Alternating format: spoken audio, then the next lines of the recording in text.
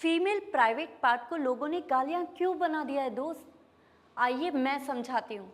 अब देखिए, आज के समय का सबसे सामान्य गाली चूतिया, मतलब बेवकूफ, मूर्ख। अब इसमें से लास्ट का ईया निकाल दीजिए तो क्या बचा? Female private part.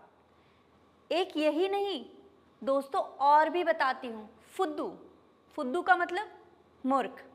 अब इसमें से ऊ की मात्रा निकालकर ई की मात्रा लगा दीजिए। Again female private part. बुर्बक मतलब मूर्ख। अब इसमें से बक निकाल दीजिए, फिर से जो बचा वो फीमेल प्राइवेट पार्ट। लगता है ना कि किसी मेल ने अंगूर नहीं मिला तो अंगूर खट्टे हैं वाले मुहावरे का बहुत चालाकी से दुरुपयोग किया है। या किसी एक फीमेल से अंगूर नहीं मिले तो सारी फीमेल से बदला लिया है। हाँ पता है, कुछ जगह मेल के प्राइवेट पार्ट में भी मूर्ख के लिए यूज होता है, पर वो सिर्फ दोस्तों के बीच। पर ये फीमेल वाला तो हर जगह, यहाँ तक कि फैमिली में भी चलता है। एक बार मैं अपने दोस्त के घर गई, उसके यहाँ एक छोटा सा बच्चा था। जब बच्चे नए नए बोलना शुरू करते हैं तो उसके घर के सारे लोग किसी भी गेस्ट के आने पर बच्चे से ज़रूर कुछ ना कुछ बुलवाकर गेस्ट को दिखाते हैं। मेरे दोस्त ने उस बच्चे से कुछ कहने के लिए कहा। बच्चा तो बच्चा था, बच्चे अटक अटक कर बोलते हैं। उसने मेरे सामने जो कहा वो था तूतिया। उससे बोला ना जा रहा था। वो दोस्त खुद ही हर सेंटेंस में कोई ना कोई गाली यूज करता था और कहता था कि इट्स नॉर्मल।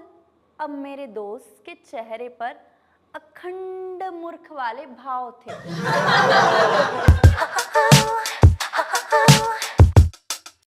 एक समय था जब दुष्ट, बदतमीज, नालायक को गाली समझा जाता था। आजकल इनका उपयोग प्यार करने के लिए यूज किया जाता है।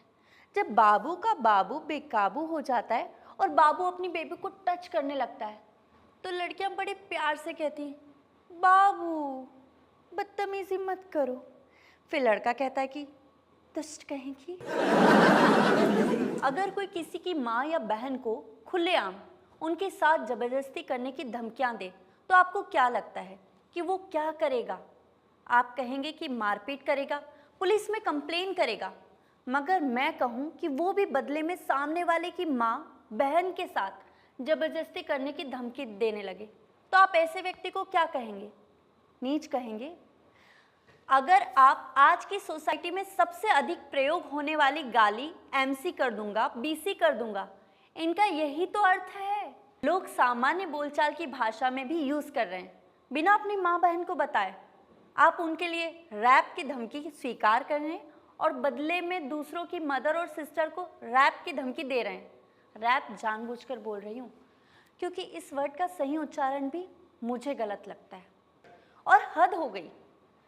दूसरों का छोड़िए, आजकल तो लोग खुद की माँ को ही खुद ही विक्टिमाइज करने को नॉर्मल समझने लगे और खुद ही बोलते हैं कि मेरी माँ खुद गई। कहो कुछ भी, पर एक्सट्रीम है बॉस। आप अपने प्राइवेट पार्ट के साथ करवा लीजिए ना अप्राकृतिक यौनाचार, पर माँ के साथ इस दिन के लिए तो कम से कम उन्होंने आपको पाला नहीं है ना। इन गालियों के पीछे विशुद्ध सेक्सुअल फ्रस्ट्रेशन है यार। अगर इतना ही सेक्सुअल फ्रस्ट्रेशन है तो एक दूसरे के साथ अप्राकृतिक यौनाचार की धमकी दे दीजिए, कर लीजिए। पर हम महिलाओं को कमोडिटी समझकर एक्सचेंज ऑफर तो मत कीजिए। कमोडिटी में कंफ्यूजन है क्या? हम लड़कियों को छेड़ने के लिए कमोडिटी शब्द का यूज किया जाता है, उपयोग किया जाता है हर जगह। आइटम, माल, चीज, ये सब के सब कमोडिटी ही तो है। आपको एक बार याद दिला देती हूँ सब्सक्राइब करने के लिए। आपके सब्सक्राइब करने से इस चैनल को स्पॉन्सरशिप मिलेगी। इस चैनल से कभी भी gambling, fraud loan app, cricket batting app, तंबाकू, शराब के डायरेक्ट या इनडायरेक्ट स्पॉन्सरशिप वीडियोस नहीं मिलेंगे। अब वापस चलते हैं टॉपिक पर। ज़रा गौर से सोचिए तो सोसाइटी में क्या हो रहा है। सेक्सुअल फ्रस्ट्रेशन, लोग एक दूसरे के माँ या बहन के साथ सेक्स करने की कल्पना कर रहे हैं। हालांकि ये सेक्स नहीं है, सेक्स में दोनों की मर्जी होनी चाहिए, पर यहाँ तो जबरदस्ती करने की धमकी है।